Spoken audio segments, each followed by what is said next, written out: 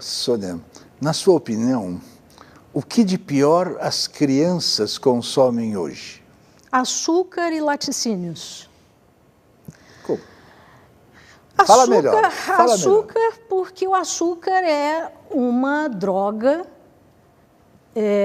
da qual se pode usar pouco e adequadamente, mas o excesso vai provocar uma série de problemas, porque o açúcar consome as vitaminas. O que é o excesso?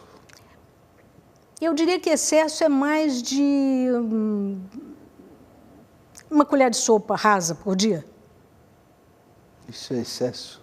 E uma latinha de refrigerante vai ter umas 5 ou 6 dessas. Ai, meu Deus do céu.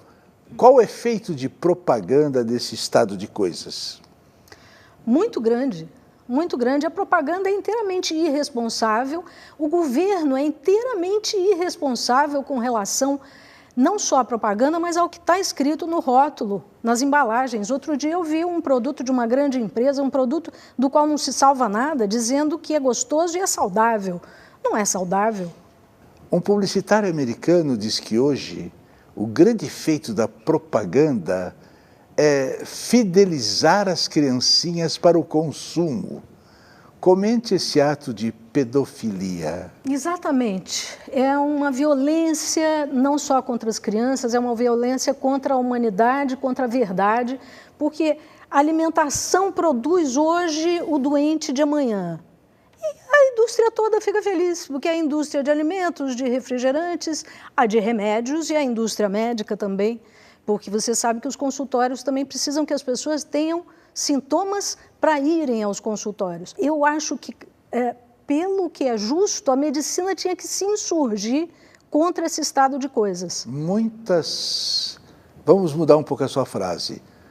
Muitos médicos estão, digamos, poucos médicos estão tristes comparado com o que segue nesse mundo, não é? Infelizmente.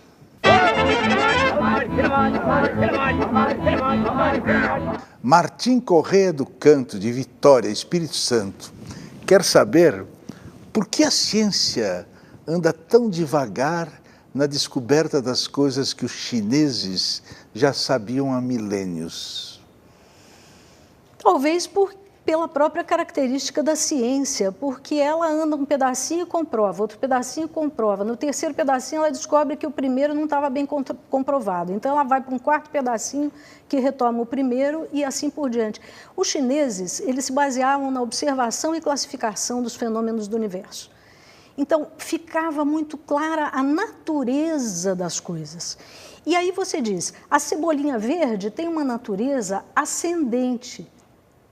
Você diz, bom, mas isso é uma abstração, isso é uma filosofia, como que uma cebolinha verde vai ter uma natureza ainda mais ascendente? Mas você deixa um maço de cebolinha em cima da mesa, perto de uma janela, e você vai ver ela virar para cima, e você vai ver a natureza ascendente dela. A gordura, por exemplo, a gordura sobe, você põe num copo d'água e você vê que ela está por cima, o sal desce. Os chineses observavam isso e séculos e séculos de observação e classificação dos fenômenos da natureza fizeram com que eles tivessem uma teoria geral do conhecimento muitos milênios antes da ciência começar a existir, porque a ciência é uma criança, né? Sônia Hirsch, explique a quem não sabe o que são os protozoários e por que você gosta deles. Os protozoários são pequenos seres unicelulares muito primitivos, muito. São dos primeiros a ter vida. Está num livro do Reich, que ele, à procura do órgão, examinando campos microscópicos não estéreis, viu a formação de amebas. A ameba é um protozoário que causa muitos problemas para todos nós.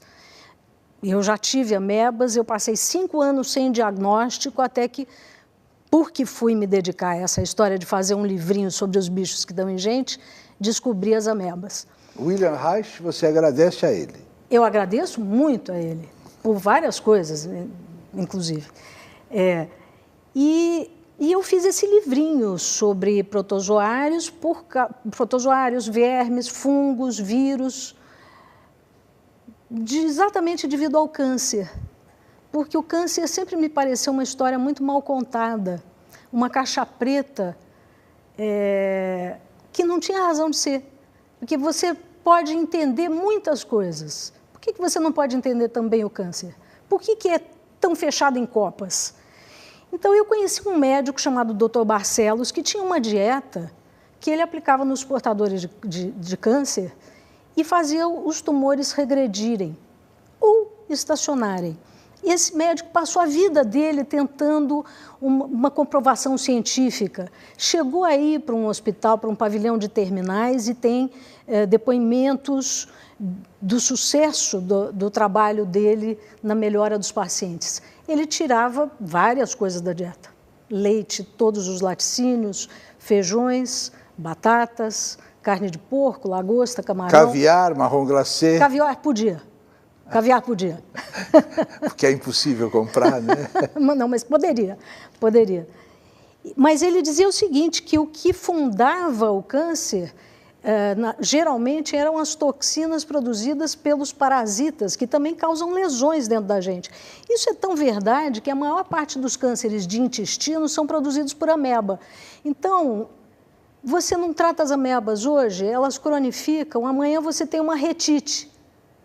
Depois da manhã você tem uma colite, e depois você tem um câncer de intestino ou de reto. E as amebas caminham para o fígado. Então, elas fazem abscessos amebianos. Eu quero saber quem é que te convidou para vir aqui nesse programa. Para enlouquecer a gente. Você veio enlouquecer a gente. Não parece que a medicina hoje acha que tudo tem que ser operado? Tudo é câncer, ou tudo é grave. Ou tudo você tem que tomar um remédio que depois não podia ter tomado porque faz mal. E depois... Eu acho um horror essa medicina que está aí. Eu gosto muito de comer, por exemplo, uma linguiça frita, que faz mal pro coração, a gente sabe, mas eu gosto. Fritura, salgadinho, coxinha, bolinho de carne. Eu tomo 13 comprimidos por dia e tomo 3 insulina. Você acha que é mole? A minha barriga parece uma peneira. Do sexo, não sei. Pode ajudar.